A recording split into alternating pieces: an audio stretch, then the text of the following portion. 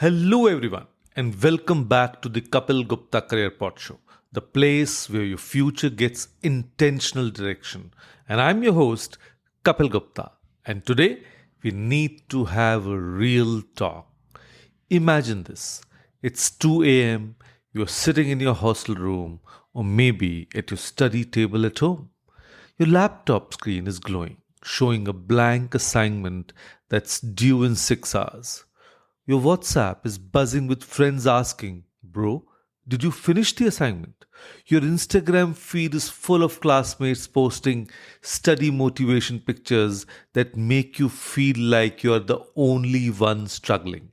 And then you see it, that Google search suggestion, buy assignment online. Or maybe your friend texts you, I have last year's paper, exactly the same questions. Or ChatGPT is sitting right there, ready to write your entire essay in 30 seconds. And in that moment, academic dishonesty doesn't feel like cheating, it feels like survival. But here's what I want you to understand.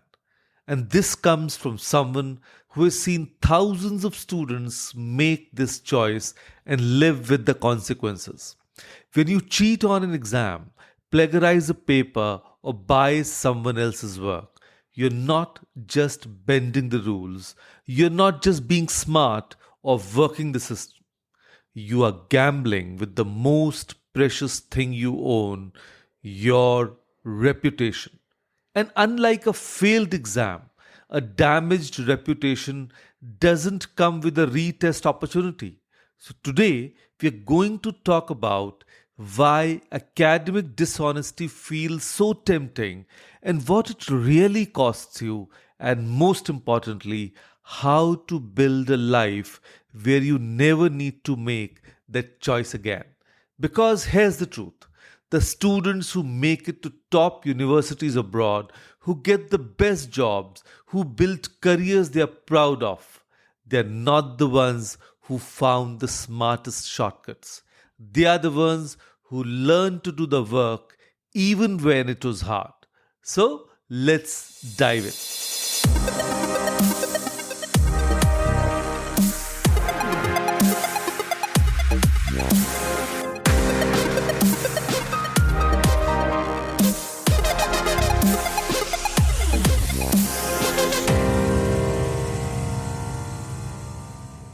Hello, all. I'm Kapil Gupta, founder of Study Abroad Academy.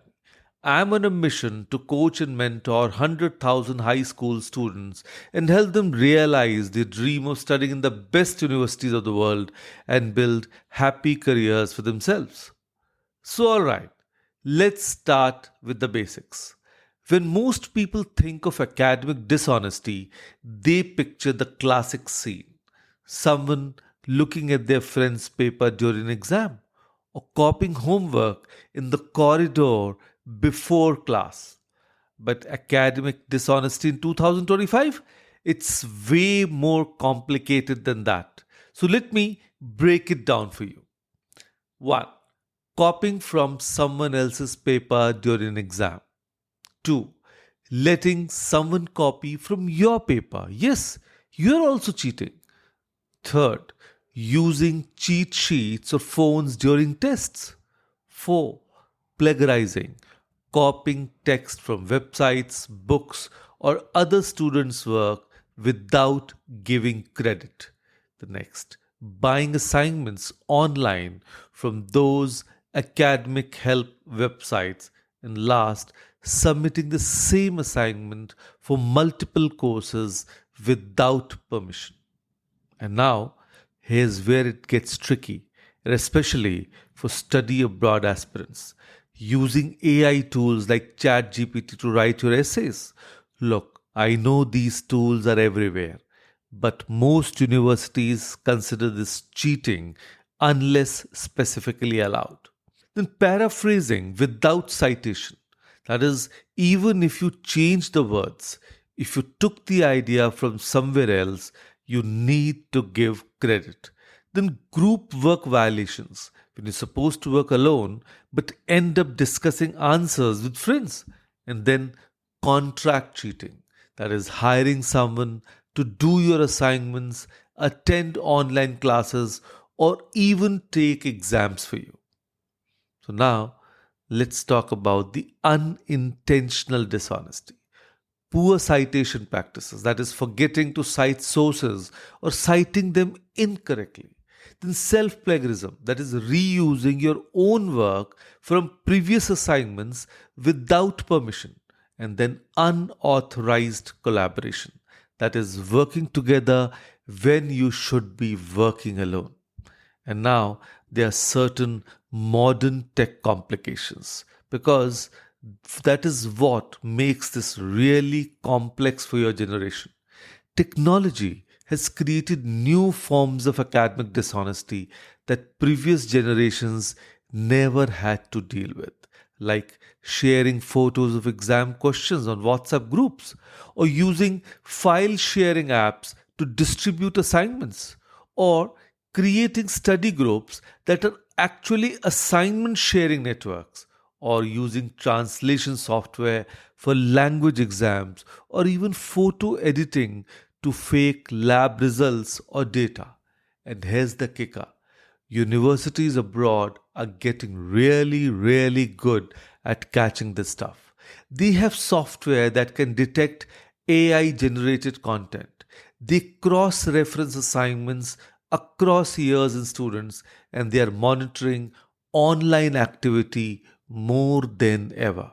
And if you're planning to study abroad, understand this. International universities take academic integrity incredibly seriously.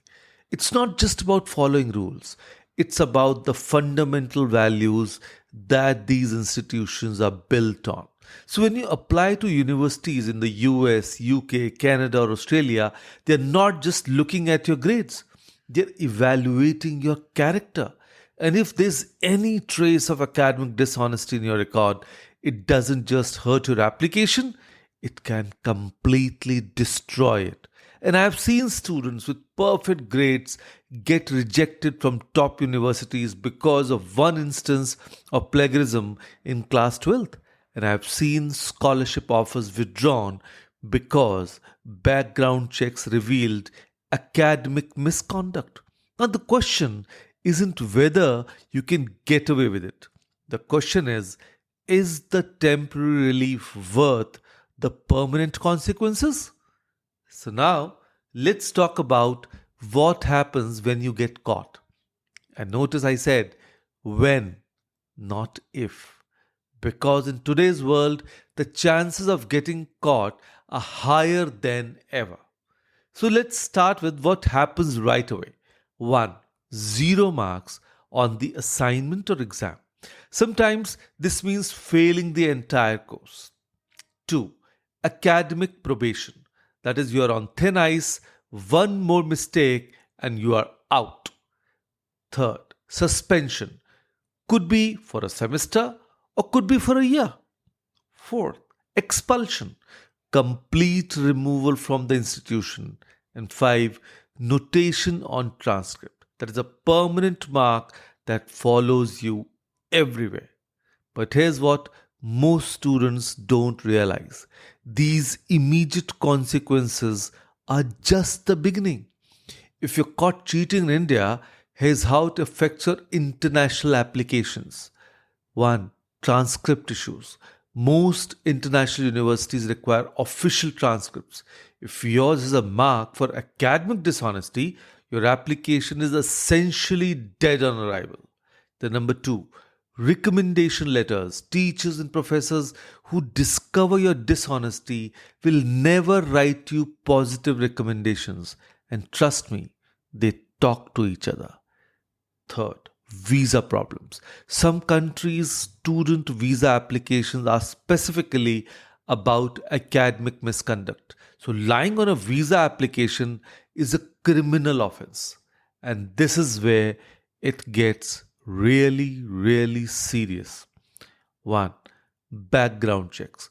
More and more employers, especially international companies, are running comprehensive background checks. Academic dishonesty can show up years later and cost you job opportunities. Then, number two, professional references. Now, your professors and teachers are your first professional network. If they lose trust in you, you lose access to opportunities, internships, and connections that could have changed your life. And number three, the trust deficit. Once you are known as someone who cuts corners, that reputation follows you. It affects group projects, leadership opportunities, and even friendships. Let me tell you the real numbers that should actually scare you. 60% of Indian students who are caught cheating never receive positive recommendation letters from the teachers. 85% of scholarship committees reject applications with any history of academic misconduct. And students with academic integrity violations are 40% less likely to get admission to their preferred international universities. But here's what nobody talks about: the mental health impact.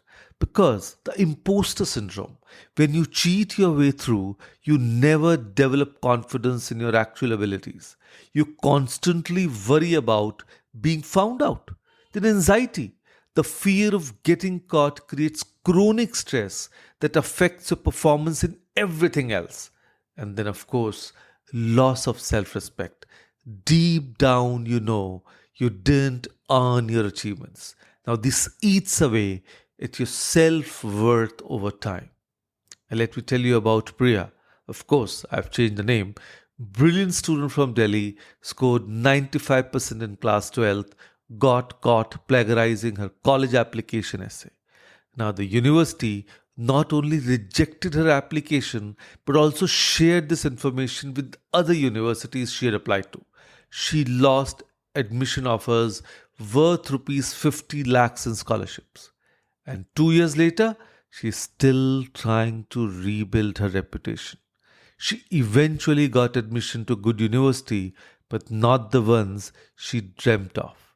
And she has to live with the knowledge that one moment of poor judgment changed the entire trajectory of her life. And here's the thing about reputation: it compounds. Every honest decision you make builds trust. Every dishonest decision erodes it. And trust once lost takes years to rebuild. And students who maintain academic integrity throughout their journey don't just avoid negative consequences, they build positive momentum. They develop genuine skills, authentic confidence, and real relationships that open doors throughout their careers. So, now let's get real about why academic dishonesty feels so tempting. Because until we understand the why, we can't effectively address the how to avoid it. So, let me share the pressure cooker environment. First, let's acknowledge something. The academic pressure on Indian students, especially those aiming to study abroad, is absolutely insane. And you're dealing with board exam pressure that feels like life or death, or competitive entrance exams with acceptance rates lower than 1%, or family expectations that feel impossible to meet, and peer competition that never seem to end, or social media highlighting everyone else's perfect achievements, and the financial pressure because education abroad is expensive, and of course, time pressure because you're juggling multiple goals simultaneously. And in this environment, cheating doesn't feel like moral failure, it feels like survival strategy. And let me talk about the social media illusion. Your Instagram feed is full of study with me videos of people who look perfectly organized, or achievement posts showing only successes, never struggles, and the day in my life content that makes everyone else's life look effortless, and then the productivity content that makes you feel like you're not doing enough. Now, this creates what psychologists call compare and despair. You're comparing your internal struggle with everyone else's external highlight reel. And then the everyone's doing it mentality. When you see classmates sharing answers on WhatsApp groups, when your seniors tell you, oh, this is how the system works, when even good students are using questionable shortcuts, it becomes normalized. And you start thinking, if I don't cheat, I'm at a disadvantage. Everyone else is doing it, so it must be okay. Or the system is unfair anyway, so this balances out. And I'm not really cheating, it's just being efficient. So many students operate from what psychologist Carol Dweck calls it a fixed mindset, the belief that intelligence and ability are fixed traits. So, from this mindset, failure means you're not smart enough, or struggling means you don't belong, or getting help means you are weak, or making mistakes proves you are inadequate. So instead of seeing challenges as opportunities to grow, you see them as threats to your identity. And when your identity feels threatened, cheating seems like the only way to protect it. And then there is the perfectionism problem.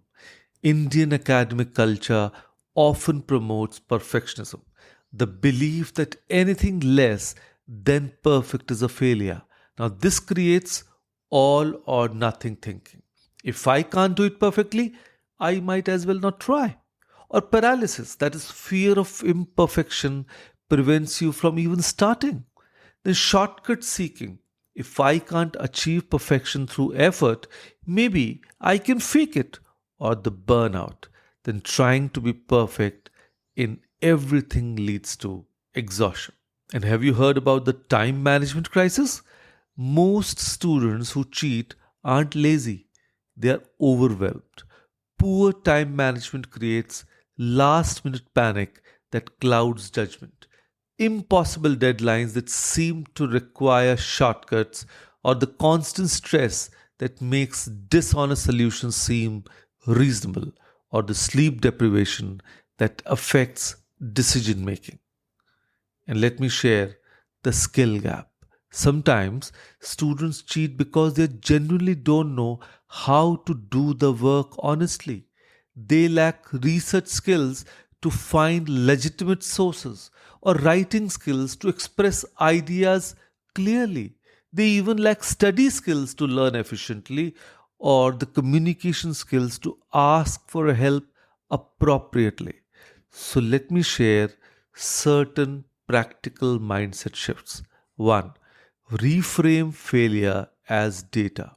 So instead of I failed, so I'm stupid, try I got data about what doesn't work. Now I can try something else. Or two, embrace the growth mindset. Replace I can't do this with I can't do this yet. Now that little word yet changes everything. Then number three, focus on process, not just outcomes. Celebrate effort, improvement, and learning, not just grades and achievement. And number four, normalize struggle. Understand that if something is worth doing, it's supposed to be difficult. The struggle is not a bug, it's a feature. And then number five, redefine success. Because success isn't avoiding all mistakes, it's learning from the mistakes you make. So, here's what I want you to understand: the pressure you feel is real, the temptation to cheat is normal, but the solution isn't to compromise your integrity, it's to build better systems and mindsets that help you handle pressure honestly. And the students who succeed in the long term aren't the ones who never felt pressure to cheat. They are the ones who felt that pressure and chose to respond with integrity anyway. So now let's get to the practical stuff. How do you actually avoid academic dishonesty? Not just by having good intentions, but by building systems and skills that make honest work easier than dishonest shortcuts. So, let me share certain time management strategies that actually work. Number one, the 2-2-2 rule. For every major assignment, start 2 weeks before the deadline, even if it's just a 30 minutes of planning. Do 2 hours of work every 2 days and reserve the last 2 days for review and refinement, not panic writing. And number two, block scheduling. Instead of saying, I'll study tonight, be specific. Monday 7 to 9 pm, research for history essay. Tuesday 6 to 8 pm, math problem sets. Wednesday 7 to 9 pm, draft introduction for history essay. So that should be the technique. Then number three, the one of the most popular techniques worldwide, the Pomodoro technique for Indian students. Now I have even done a separate podcast, so you can look for in the index, and actually you'll get an opportunity to listen to it, and it'll help you immensely. But let me give you a briefing here also. That is, work for 25 minutes, break for 5 minutes, but adapt it. That is, use a timer. Your phone's timer works fine. During breaks, avoid social media. Stretch, drink water, look out the window. Then, after 4 Pomodoros, take a longer 30-minute break. Track how many Pomodoros each subject takes. You will get better at estimating time. And then, number four, the study sprint strategy. When you are feeling overwhelmed, set a timer for 15 minutes. Work on just one small part of the assignment. Don't worry about quality, just get something on paper. Often, starting is the hardest part, so momentum builds from there. And we've covered a lot of ground today, haven't we? From understanding what academic dishonesty really looked like in 2025 to seeing the real consequences through other students' stories to building practical systems that make honest work easier than dishonest shortcuts. But let me end with something more personal. I want you to close your eyes for a moment and imagine two versions of yourself 5 years from now. Version 1, you're sitting in your dream job interview at Google or Microsoft or that startup you've always admired. The interviewer asks you about a project you're passionate about, and your eyes light up as you explain the research you did, the problems you solved, the late nights you spent debugging code or refining your analysis. You speak with genuine confidence because you know every detail, every struggle, every breakthrough because you lived it all. And version 2, you are in the same interview, but when they ask about your achievements, the small voice in the back of your head whispering, "But did you really do this? Do you actually know this material?" What if they find out? You stumble through answers about work you didn't really do, skills you didn't really develop, knowledge you never truly earned. So, which version of yourself do you want to be?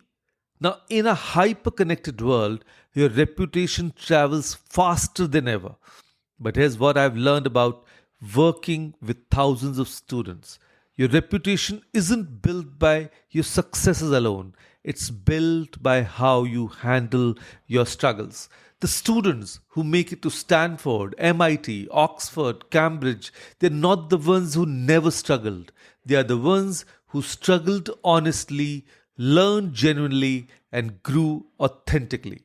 When professors write recommendation letters for these students, they don't just talk about grades, they talk about character. They remember the student who stayed after class to understand a difficult concept.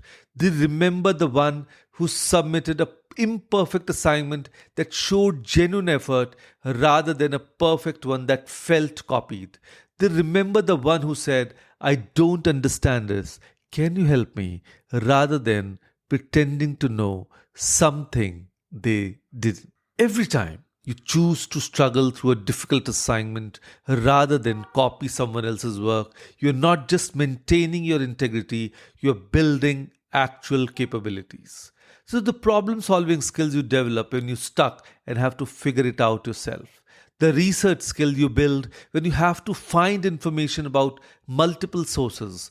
The writing skills you develop when you have to express your own ideas clearly. The time management skills you learn when you have to balance multiple deadlines honestly. Or the communication skills you build when you ask for help appropriately. Now, these skills compound over time. They become your unfair advantage in a world where many people took shortcuts and never developed real capabilities. So, right now, in this moment, I want you to make a decision, not just casual, yeah, I should be more honest decision, but a deep, life changing commitment. I want to decide that starting today, you'll never again compromise your reputation for a temporary advantage. This is the promise that you have to make to yourself. That I promise that I'll never again trade my long term reputation for short term relief. I'll struggle when necessary, ask for help when appropriate, and always do work that I can be genuinely proud of. I understand that this path might be harder in the moment, but it's the only path that leads to authentic confidence, real skills, and genuine success. And when you make this commitment, you're not just changing your own life, you're changing the culture around you. You become the student that others look up to. You become the kind of person professors want to recommend, and you become someone who opens doors for others by showing that success through integrity is possible. Your younger siblings, your friends, your future colleagues, they're all watching how you handle pressure. They're learning from your example. When you choose integrity, you give them permission to do the same. And I've been doing this work for years now, and I can tell you with the absolute certainty, the students who commit to academic integrity don't just avoid negative consequences. They unlock opportunities that were never available to those who took shortcuts. They get better recommendation letters because professors trust them. They develop better skills because they do the actual work. They have better interviews because they can speak authentically about their experiences. They sleep better at night because they're proud of what they've accomplished. They build better careers because they are known as people who can be trusted with important work. And 5 years from now, when you're living your dream, whether that's studying at your target university, working at your dream company, or building something amazing of your own, you look back on today as the day you made the decision that changed everything. Not the day you got a perfect grade, not the day you found the smartest shortcut, but the day you decided that your integrity was worth more than any temporary advantage. And before you go, if this episode resonated with you, I want you to do 3 things. 1, share it with someone who needs to hear this message. Maybe it's a friend who's struggling with academic pressure or a younger sibling who's just starting their academic journey. 2, write down your commitment. Somewhere you'll see it regularly. Your study table, your phone wallpaper, your daily planner. Make it real and visible. And number 3, connect with our community. Subscribe to the Kapil Gupta Career Pod Show. Follow us on social media and share your own integrity journey in the comments. Let's build a community of students who are committed to authentic success. And remember, your reputation isn't just what people think about you. It's what you think about yourself when you look in the mirror. Make sure you like what you see. And keep your head up, your work your own, and your future bright. And I'm Kapil Gupta, and I'll see you next time on the Kapil Gupta Career Pod Show, where your future gets intentional direction.